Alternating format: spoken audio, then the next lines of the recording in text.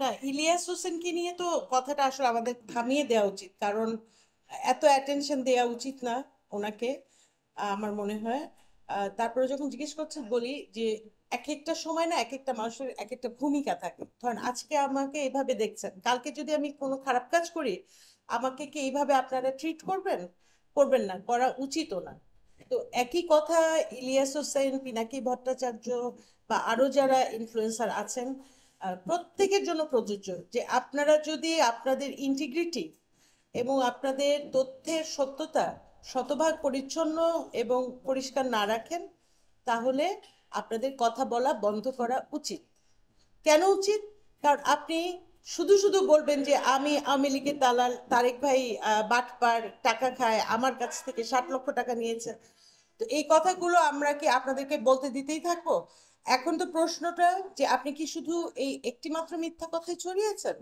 হয়তো আপনি আরো অনেক মিথ্যা কথা ছড়িয়েছেন অনেকের নামে, কে জানে। তো এই যে ইলিয়াস পিনাকির একটা, যেমন ধরেন প্রথম আলো টেলিস্টারের সামনে মন প্রাণ থেকেই কিছু মানুষ আহ বিক্ষোভ করতে গেল, এটাকে ইলিয়াস হোসেন বানিয়ে দিলেন ওনার কাজ। কথার কথা, এটা তো ঠিক না। তারপরে এটা করতে যাবে, এক দলকে বললো ভাঙতে যাও, আবার অ্যান্টি পার্টিকে বললো তোমরা ঠেকাবা, একটা মারামারি লাগানো। আবার এই যে জাতীয় সঙ্গীত নিয়ে, হ্যাঁ জাতীয় সঙ্গীতের বিরুদ্ধে আমরা দাঁড়াবো, একটা মারামারি তৈরি করা, দাঙ্গা তৈরি করা, এগুলো ঠিক না। কেন ঠিক না? দেখেন, আমাকেও তো মানুষ বলে যে আমি অনেক জায়গায় যাই, প্রতিবাদ করি, প্রটেস্ট করি। আমাকে মানুষ অনেকে বলে না যে আমি হচ্ছে মেয়েদের জঙ্গি। কিন্তু আমি যেখানে যাই, বা সবারই উচিত যেখানে যাওয়া, সেটা কোন পারপাসে যাচ্ছেন, কি অবজেক্টিভ, সেখানে আপনার সততা থাকতে হবে। অবজেক্টিভের জায়গায় যদি আপনি পলিটিক্স করেন, আপনি যদি মানে ধূর্ততা করেন, চতুরতা করেন, তাহলে আপনি হচ্ছেন গাদ্দার, রাজাকার। আর জুলাইয়ের পরে এগুলো করা ভাই মানে রীতিমতো পাপ। কাজে আমি ইলিয়াস হোসেন ভাইকে বলবো, আপনি নতুন দল তৈরি করতে চান, আমজনতা দলের মানুষ নিয়ে সেখানে করতে চান, করেন। সেক্স কল গ্রুপে আপনি আর কোনোদিন কোনো মহিলার নাম্বার দিবেন না। কোনোদিন আপনি এই সমস্ত নোংরা আবর্জনার স্তরে নিজেকে আর নামাবেন না। আমি জিনিসটা নিয়ে খুব বেশি বাড়াবাড়ি করছি না, কারণ এটা আমার রুচিতে লাগে। কিন্তু মনে রাখবেন যে আপনি অনেক বড় একটা অন্যায় করেছেন, অনেক বড় একটা অন্যায় করেছেন আপনি।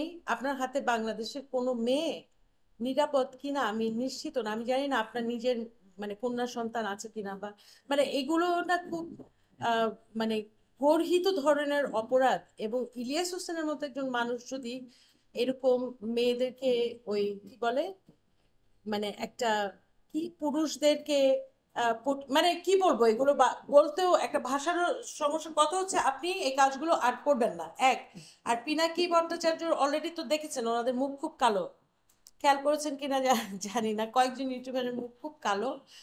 এই লন্ডনের মিটিংটা হওয়ার, আমি লন্ডনের মিটিং এর পক্ষে বিপক্ষে বলছি না, কিন্তু আমি বলছি যে কয়েকজন ইউটিউবারের মুখ খুবই অন্ধকার।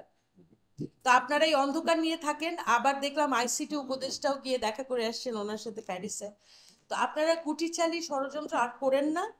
বেটার আপনাদের যে ব্রেইন আছে, আপনাদের যে বুদ্ধিমত্তা আছে, সেটাকে ভালোভাবে দেশে একটা ভালো রাজনীতির কাজে ব্যবহার করেন।